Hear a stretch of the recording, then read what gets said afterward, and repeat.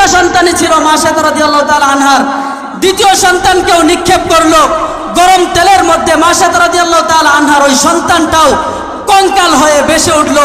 যখন তৃতীয় সন্তান নিক্ষেপ করবে এই সময়ও মাশাআল্লাহ রাদিয়াল্লাহু তাআলা আনহাকে জিজ্ঞাসা, কিরে মাশাআল্লাহ, তুমি কি ঈমান ছাড়বা নাকি তোমার এই সন্তানকে ওই গরম তেলের মধ্যে নিক্ষেপ করব?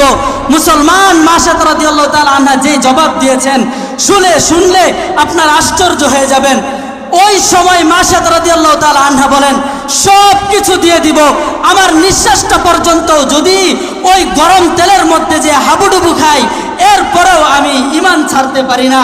মুসলমান যখন তিনটা সন্তান দিয়ে দিল, কিছুক্ষণ পরই মাশাআল্লাহ রাদিয়াল্লাহু তাআলা আনহার অশ্রু জড়া যেই কান্না আসতেছিল, কান্না হচ্ছিল, চোখ দিয়ে পানি পড়তেছিল, এমন মুহূর্তে ওই ছোট্ট সন্তানটা ওই জায়গা থেকেই তেলের উপরে দাঁড়িয়ে বলে, মা কোনো চিন্তা করো না মা, এমন এক জায়গার মধ্যে আমাদেরকে এই ফেরাউন নিক্ষেপ করেছে যেই জায়গায় আমাদের কোনো কষ্ট নাই, আমাদের কোনো দুঃখ নাই, না আমাদের কোনো ধরনের অসুস্থতা আছে, না কোনো ধরনের বিপদ আছে, না কোনো ধরনের বালা মুসিবত আছে, এমন জায়গার মধ্যে আমরা আছি।